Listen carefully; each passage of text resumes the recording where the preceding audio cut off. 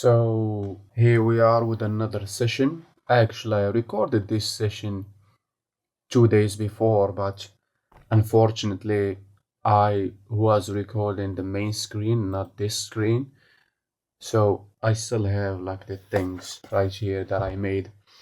It's a checklist for all of the kind of assets that I made for myself. So I need to be careful next time that I'm recording the screen that I'm doing my circus in. So, yeah, today we're gonna talk or we're gonna discuss or yap about pre-rendered backgrounds and how the level design works in pre-rendered background games. Because I was playing Final Fantasy IX and I was intrigued when I see some scenes like this one right here, or scenes like when you were back in Alexandria. I did not have the footage because I started recording late. When you have things like this, how do you go about designing the paths that the player is going to take? So those were kind of intriguing things that I was thinking about while playing the game. And I kind of came to like a couple of conclusions to like have some sort of way that you can use maybe if you're interested in making something like this. I want to just put it out there as just some thoughts that I had and kind of put them and organize them into this like more of a talk than a session where just we explore just random shit. So yeah, pre-rendered background and level design. So the first thing that we need to talk about is the way or the process that these pre-rendered backgrounds are made. There are two ways for you to create these. One of them is just straight up painting them. The other one is to create 3D renders. What a lot of people think is that all of them are 3D renders, but if we look at something like this and this footage that I have here, let's skip too much, I think. But in a lot of areas over here, you can see something like here in the background. These things, these are all 2D. They are made in a way exactly like the layout is in anime, for example, because with these games, they're like anime in a sense that they have the same creative forces that were in anime designing characters. You bring them into games to design your characters and even animate them and create the environment, art, and so on. So this process kind of exactly like that. Because the way that why I'm saying this, because these layouts are broken exactly like you would break something like a layout for anime. If you don't know what that is, I have right here like these pre-rendered scenes inspired by like the first level that you're in Alexandria. I just made these quick renders right here, and I can show you even like the scenes that I used in Blender. If I can pull that up, you have something like this. I messed it up. Uh, you can see like the depth buffer or the Z buffer or the Z miss or whatever you want to call it. If I combine them both, yeah, this is how it is. So you can see like it is similar to the area where you start, except this area up here, but it is something like that. All of them are the same kind of shape, which is this thing, roughly looking like a house, and I just duplicate it around and so on. Uh, so yeah, we're gonna go back to this because it does matter how do you actually lay out your scene, because your player is gonna traverse through it and you need to kind of visualize that in a sense, because I'm gonna do some comparisons with some other types of RPGs, ones that you program in a very archaic way, if you will. I'm gonna delete all of this stuff that I have here. We don't need it, I think, hopefully. So yeah. So the way that the layout of anime works is that it is a blueprint. I'm gonna just type in,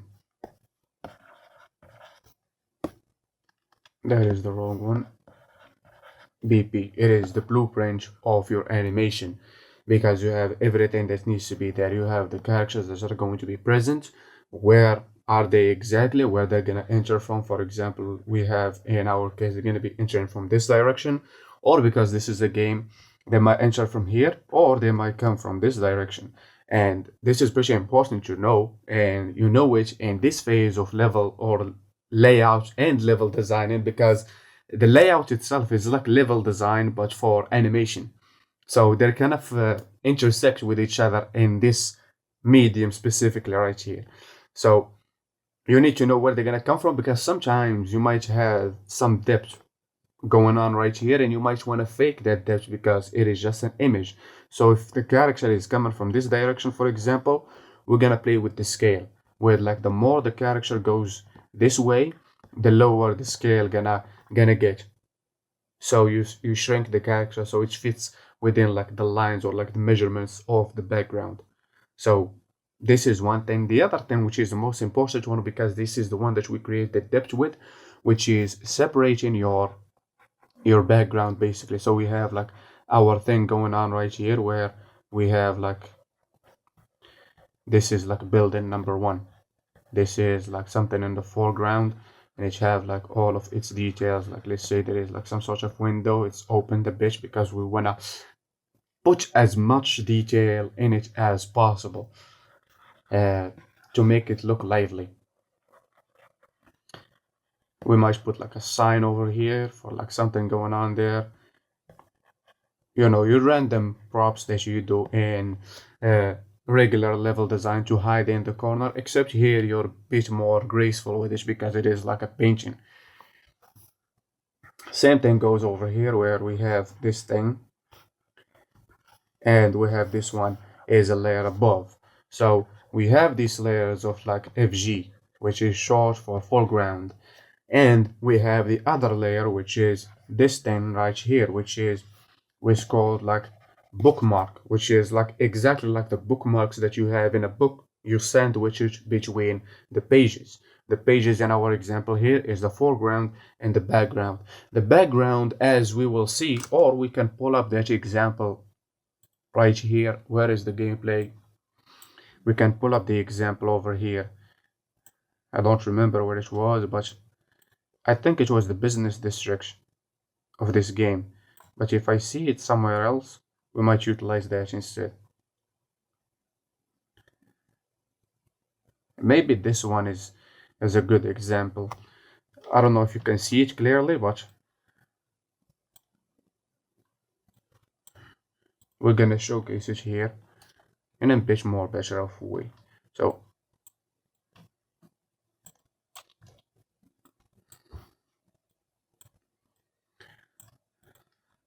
I should group these instead if I want to pull up any image. What the fuck did I just do?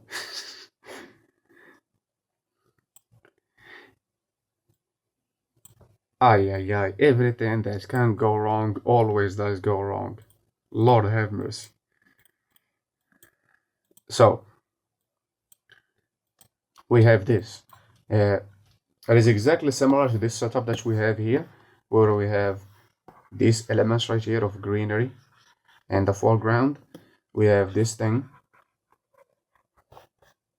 this building, and we have this one behind it, which is like another element.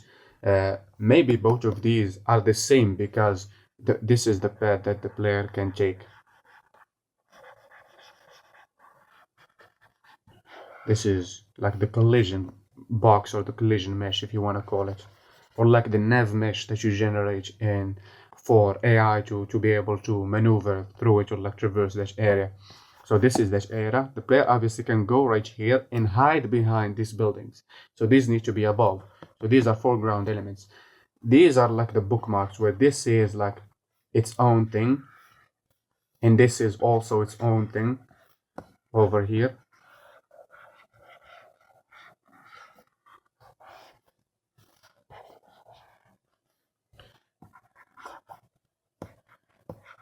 But all of this in the background right here is just one image. Can be just one image. This is just the background. If we want to think about it like the example of the train thing that a lot of uh, small or startup or beginner animators do, which is the train scene where you have like the train window over here, maybe like something is passing, which conveys the speed, and then the the more that you go, the furthest away that you get from the what do you call it? The perspective, or like the player in our case, or like the camera in any case. Uh, the slower object starts moving. Let's call this like the tree line to not add in too much detail because this is not the point. And you have the sky. The sky obviously is gonna be the background, sometimes with clouds baked in into it, sometimes with clouds separated if we want to animate it. I think a better example to think of is the HDRI, or like the texture box or the sphere box of the sky that you have in games. Sometimes they're animated, sometimes they're not. It depends. So it is like that in this case, which is the background. And then you have elements of the foreground where we have like some baggage over here, someone's bag, and like a bunch of other stuff that we can put over here in addition to like curtains, curtains that might be animated. So animated as in GIFs in the case of the game, because in the game I think even in this scene, if I play it, those things might be moving if they're not crosses. You can see movement right here, over here. You can see movement over here of the gears. So these gears, if this all was a background, that area will be like a separate cell on top of it, or like a separate card that you have a sequence. Uh, what do you call it? In Unreal, I think they call it like flipbook, which is just going through a bunch of cells, something like you see in SNES games and so on, the way that they flip through each frame of the cells. So yeah, I don't want to finish this, but I guess if we want to do it, it will be just like this. We have the table over here, and we have like the character sitting over there, and like this one will be empty. So on, let's make him British. So the elements here will be like, this is the foreground.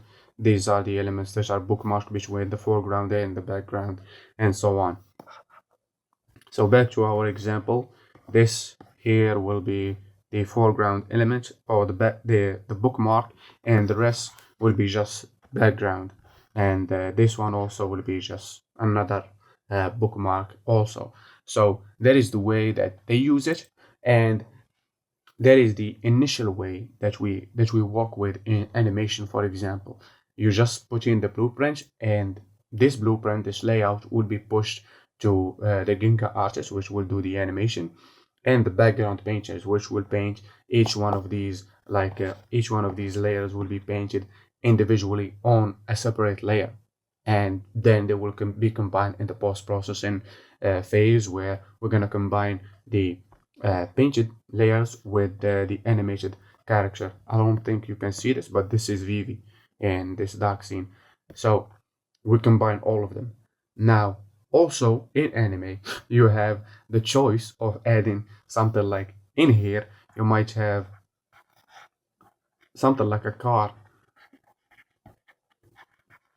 moving through this direction specifically, like this path. We will draw it a specific path, and the car will be following that, which is like the case in a lot of animes. Vehicles are very difficult to animate by hand, so they just do them in 3D. So you have this mixture between 2D and 3D. I'm saying all of this because this is not enough for you to learn how this works. I'm just giving you just the I'm just tipping you on the information of how you can do it, so later on you can go do your search by yourself. uh, so this is how you combine 2D and 3D. In the game, however, there is a lot of scenes that have 2D in them, and some of them are purely 3D. So that is good. But our question is not necessary about the technicalities of it, although it is good to know.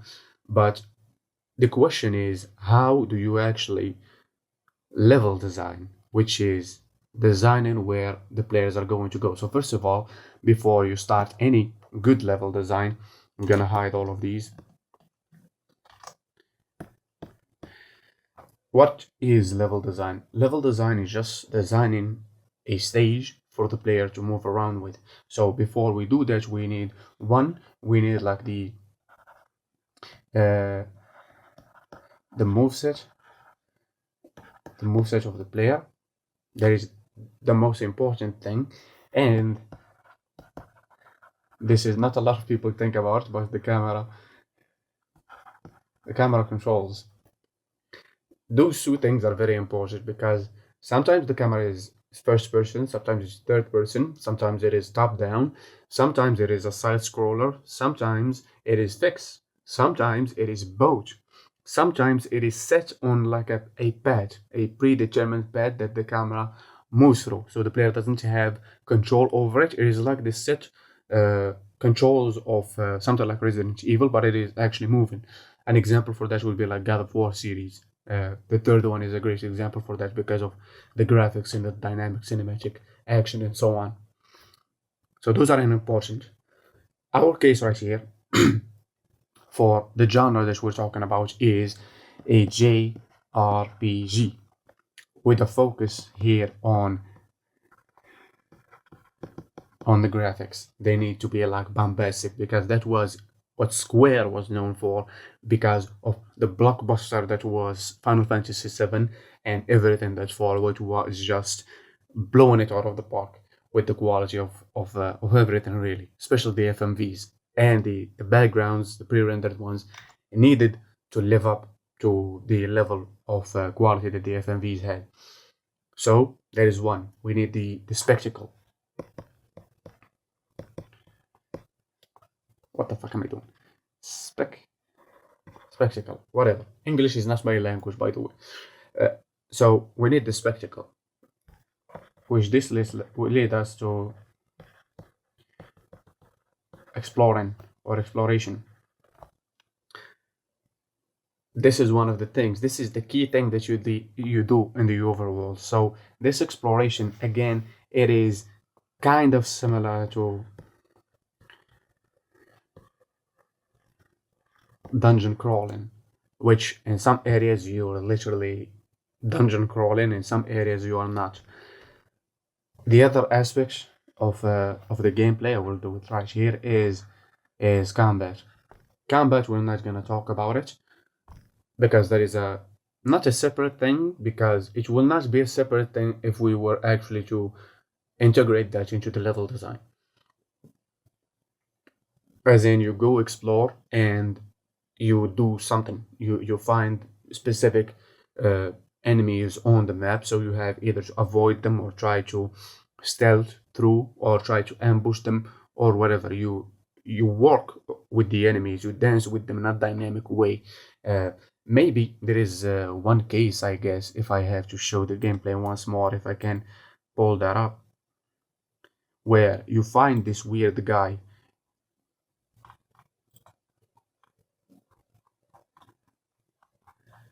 Where is this? If I can find this. There is something like this guy. Hold on.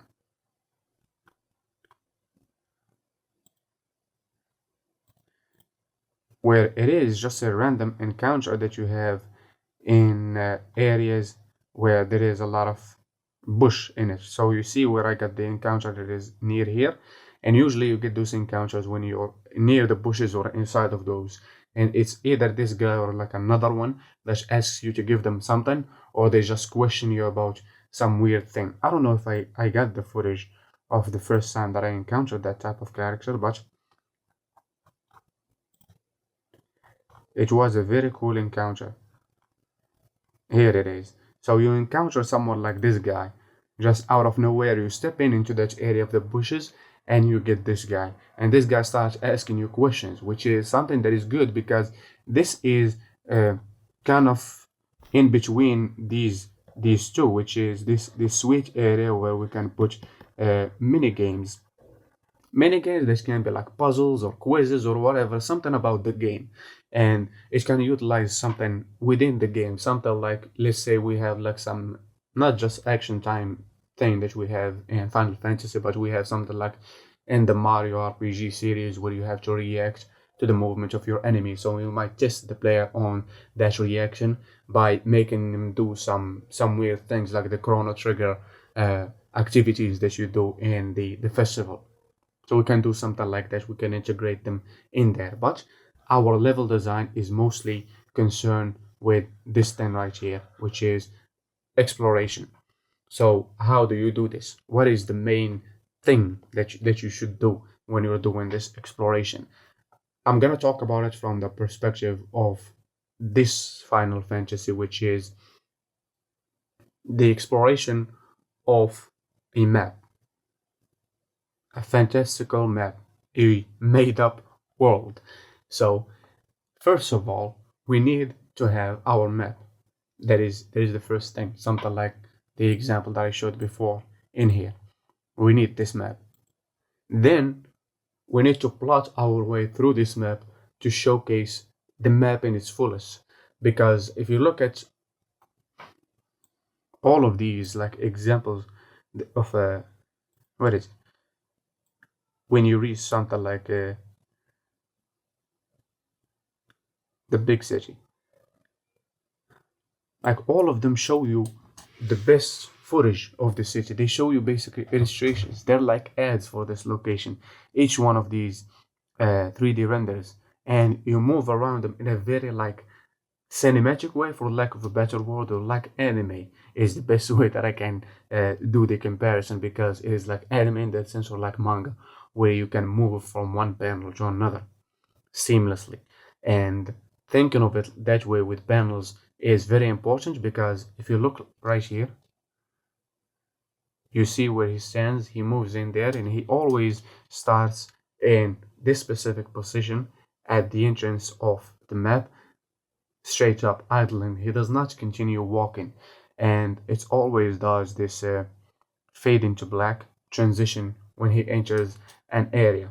And that is pretty important, because I think the way that this works is not that they're laid on like a 3D space or something of that sort, but they are something like when you're trying to learn how to program, for example, like I did, and I was trying to do like RPGs, I was trying to learn the basics of it. So what you do is basically you create this codex, or sometimes it's called dictionary or whatever. This codex have in it all of the maps that you're gonna have in your game. So we're talking here about like starting from like the living room. You start from the living room. You move this direction, you're gonna find the kitchen. You're gonna move forward right here. We're gonna enter the basement, and this is just basement 1. And you move again this direction, you move even lower and you get to basement 2. And you move to this direction and you get to basement 3.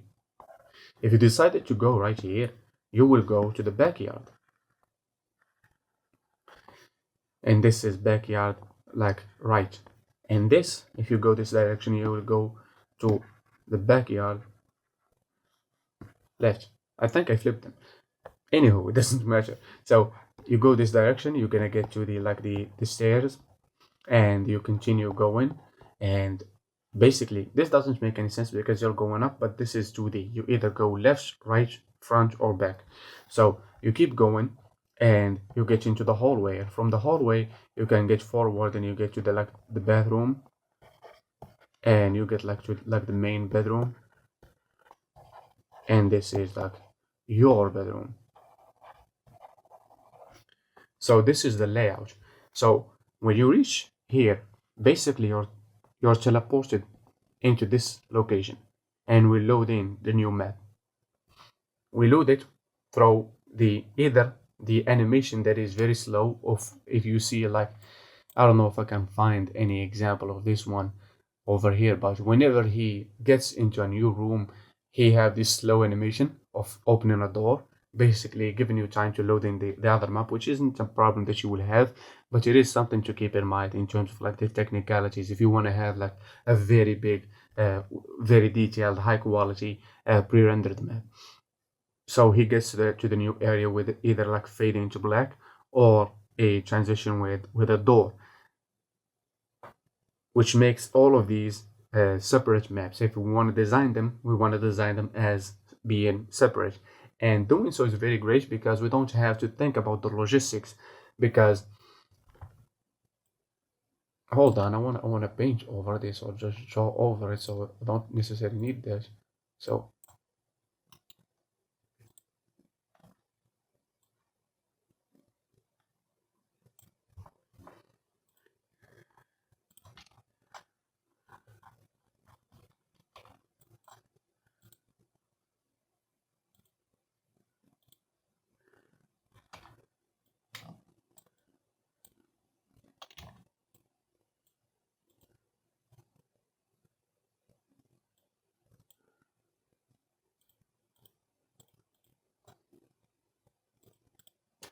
the example of this place that we have over here is a good one, because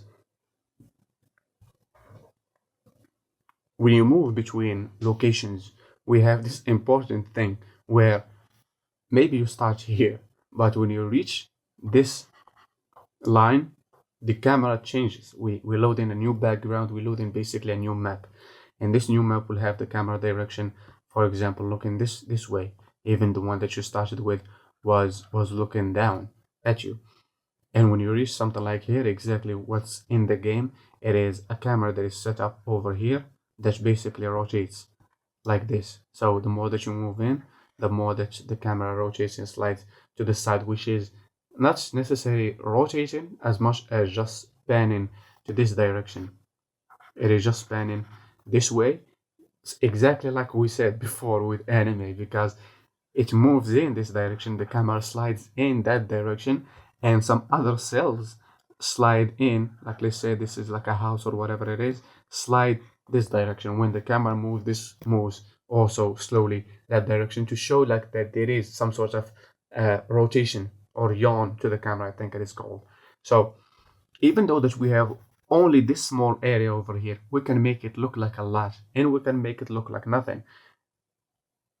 Also, the way that we do it is not to exactly make it that it is a straight pad. It doesn't need to always look like it is a straight pad, because each one of them, we need to change the composition of the place. So these buildings might need to move a bit back to create like a better composition, a nice density of the buildings. The design of the buildings looks nice. It looks how we made it in the concept art, and it shows the colors and the lighting and everything.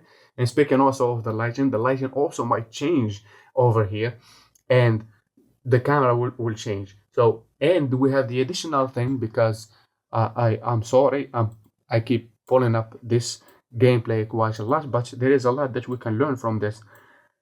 You will find out that they have a lot of painting over the 3D.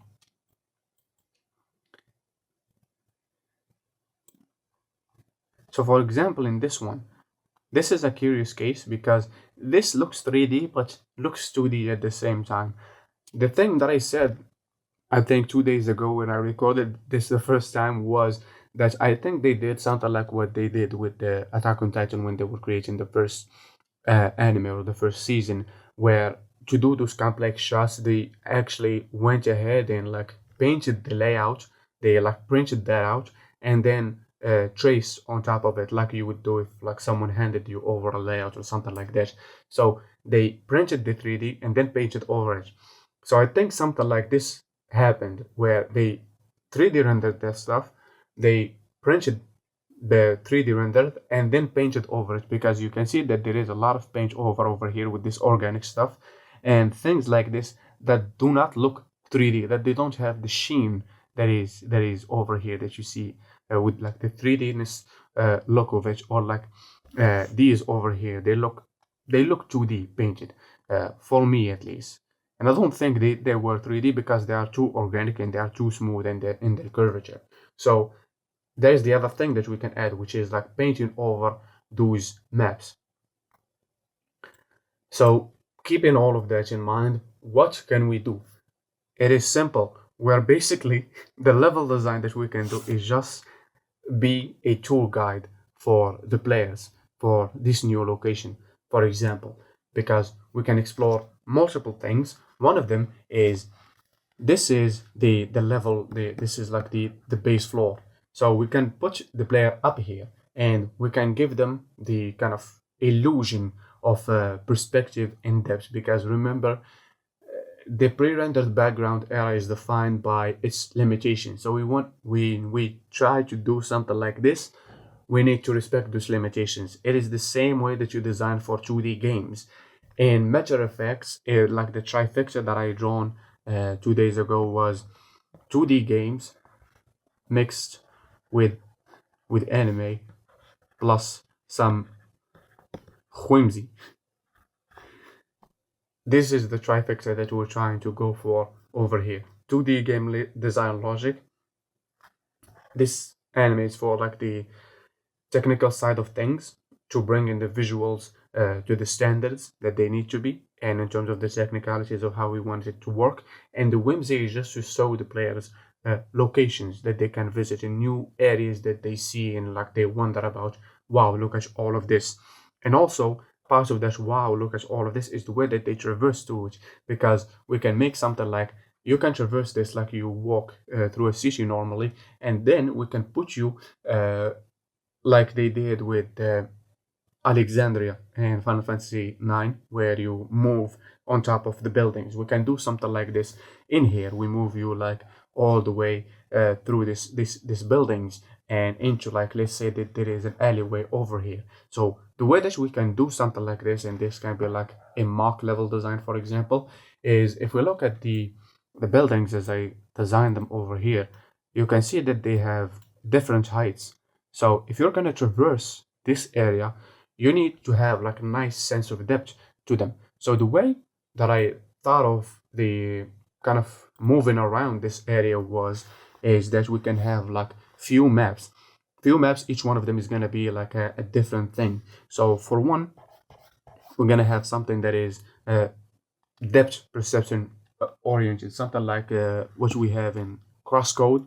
Crosscode, there is that Radical Fish game. So we can have something like this, where we have like, this is the area that we're trying to get into. This is the ladder. So this is not exactly like a top-down thing. Think of it like an image, or like an illustration, not an image that you take with a top-down thing, or like a 3D render that can be like perfectly top-down. Because if you do it perfectly top-down, you will get this morphed, like flattened orthographic view perspective that we have over here. We don't want something like that. We want something that is with a bit of perspective. But we can have like the buildings over here, and they overlap on top of each other, and they're like made in a very messy way.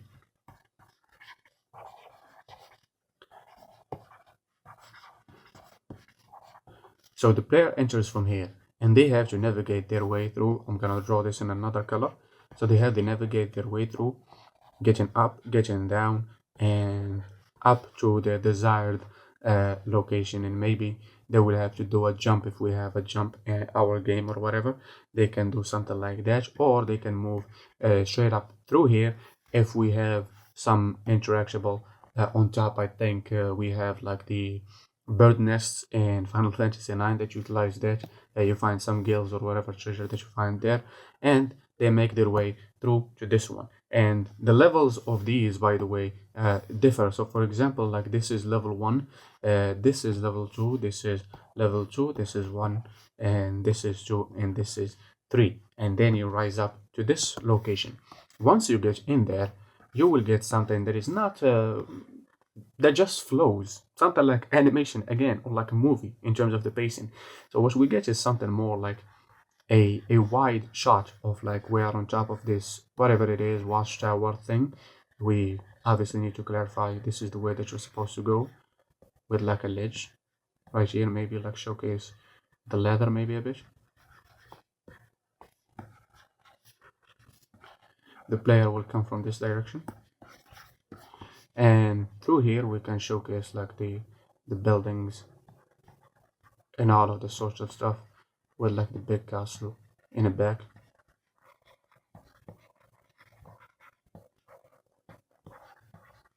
I'm just scribbling, but you get the idea. Maybe the moon is shining, or maybe two of them. So you show the player this, and maybe they can, when they stand over here, they might get like press X, press circle to do something, like see an FMV of like whatever. Let's say Vivi is the one that doing this. Vivi looks at the city in the night and sees all of the lights and so on, and like gets uh, impressed by all of this uh, technological and like prettiness that is going on over here. So once he gets down from here, we can do something like this where we bump up the difficulty of what is going on. But this will be a bit cliche because we just cut from a scene and now we're cutting back to it after showing all of that whimsy. Now we need to continue with something even more weird than that. And the idea that I'm gonna showcase is something similar again to something from the game, which is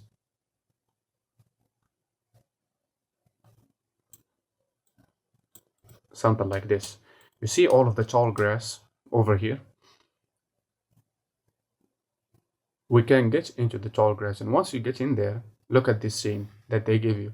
So you basically do this cartoon is like Looney Tunes thing where this is how you move around, which gives you this sense that you're more of watching an anime or watching an animation or just a movie or something than actually playing a game. There aren't that much restrictions to the game, even though that it is pretty restricted in terms of where you can go and what they can show you and so on. So the same thing happens here where we're gonna create some sort of like a maze that the player need to move through to get to the other side. And this maze is gonna look something like this, where the player is gonna look now at the things, the buildings, the buildings from the front. Let's say like there's someone over here like smoking or whatever.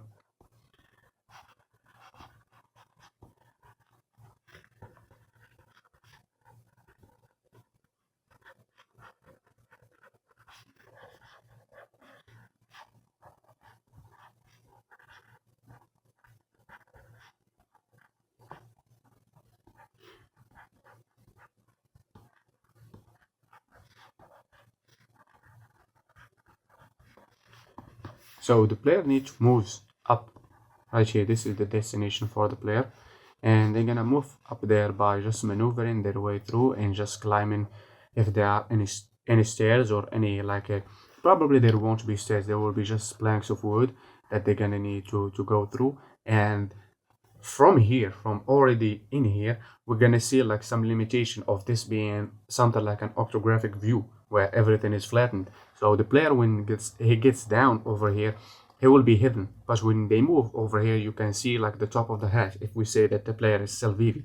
And then they can climb up over here, maybe get through some ladder before getting in here. And once they get here, there is nothing. They just keep moving forward. And then they bump into something, and that bumping, it might be like bumping to like a window or like breaking something or like the sounds of like the cartoonish cat and the dumpster type of thing, or someone yelling at him like go away with like a text boxes pop ups or something like that. And he keeps going like this. Basically the player needs to navigate this area like this, keep going, and basically whenever they get bumped, they basically have the choice of either move forward or move to the side or move uh, whatever direction they want, something similar to how you do it in this text-based RPGs that you just see text. You didn't find something here, you didn't find something there. Maybe there is you found a treasure or you found an item. Do you want to check that out? That is something similar. Basically, can be just a pop-up of like press X. And maybe there will be like a treasure over here or something of that sort. So this is the other one. And then we can go back to the concept of this and we can level that up into something that is pretty more complex. This time, however, we'll not just use one screen, but we will use a wider screen where it is something like this, where the camera will be like this when we enter, but it can keeps going this direction and basically just pan in that direction. Something similar to, where is the example? Something similar to this. I have made the examples already beforehand. Let me check if I'm recording properly. Yes, I am.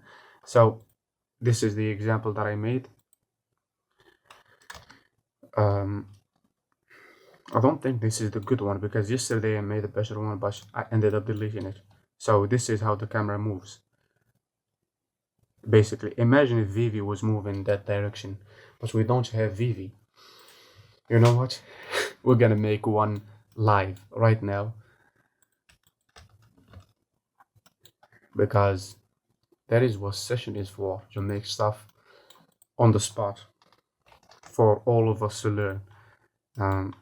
Hopefully nothing breaks. Here is Vivi. We don't need the armature. We're gonna just add in a cube, and I'm doing a cube because with the cube you can scale it. If you use an empty, you cannot scale an empty that much. So you can scale the cube basically in all of the dimensions that you want to. I'm gonna reset all of that, and I'm gonna go here, and I don't remember what it was exactly. Texture is not that, but I think it is here. Visibility, not this one, this one. So we're gonna do wires, and in front always we don't need the shadows. So yeah, what we're gonna do now is just select that, and we're gonna parent it, keep the offset, and we're gonna bring it over there, and this is where the magic is gonna happen. So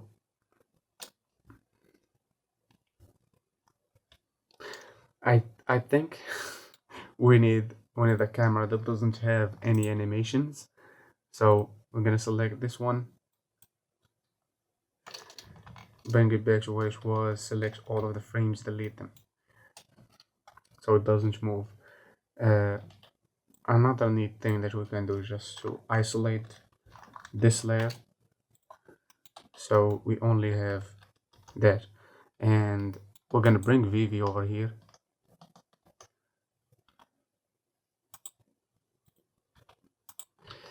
They select everything, really?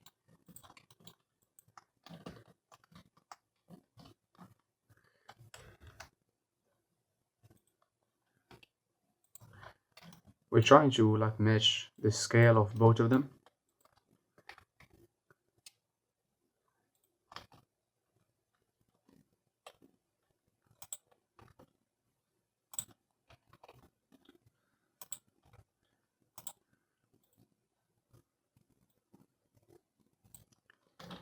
Why doesn't it?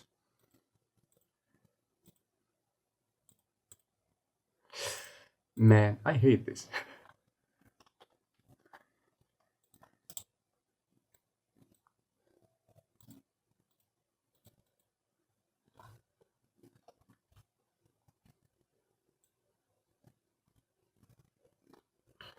Here we go. We have now our Vivi exactly matching the example that we have over there. And what we can do also in addition to that is if we can map parent them to that to do like a quick prototype of how it will be like to move in this scene. So it will be something like this. Vivi is moving around and reaching the final thing. Basically, our scene needs to be a bit more bigger than this because I made it in a very quick way. The render needs to be a bit more wider. Sometimes the render can be a bit absurd, like, and the way that you render the scene, it will be something. Gonna do like quick two of those right there, but the actual render can be something like, why did they change this? But the render can be something like this because it takes to its consideration that this is your actual camera. Let's say that this is the camera, and the camera will move like this. So we need to keep this in mind, that the camera moves in like this. So we trace over it over that patch and we create the render in that shape. So we don't render anything outside of the areas that the camera will not render or will not show.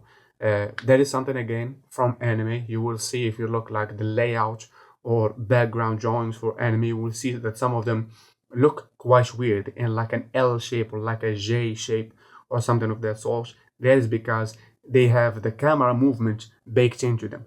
And those might be a bit difficult to create, but the ones that we're doing right here is just a simple pan from up down, and the more that we go, maybe it will be like the higher that we get. For example, this will be like level 1, this will be like level 2, maybe this is level 3, there we get to level 2, we get to level 3 again, and then we get into level 2 and level 1, and the player can get into this alleyway that we talked about before, and it will be something like this.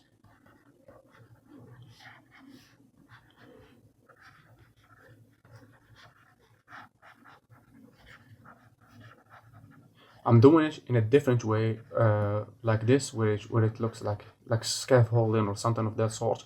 Maybe there is a design that you want to go for. For example, like with the scaffolding area over here, where you can get above and below. Maybe it is something like some crane that is like this. The player can utilize, like let's say that VV gets on top of this to get to move up or down. That is for you to do, but for this, for example, we're doing this because the player might want to go back if they forget something. So we have basically done a nice quick map design for a pre-rendered game. I hope I talked about enough stuff over here, because I'm sure I forgot a lot of things, because I planned the previous one better than this one, because this is, I'm just trying to salvage whatever that is left. But yeah, I hope you learned something from my ramblings. And if you have any questions, leave them below. And if you have any thoughts, or like you want like some consultation about a game that you're working on that utilizes pre-rendered background, please tell us about it. If I can help with that, I might make like something in the future. We'll talk about that exact problem and how we might be able to solve that.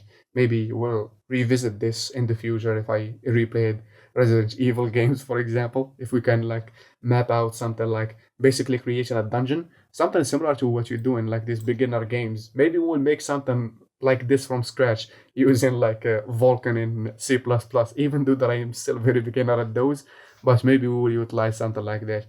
But for now, thank you all for hanging around, and as always, make sure to have yourselves a damn good one.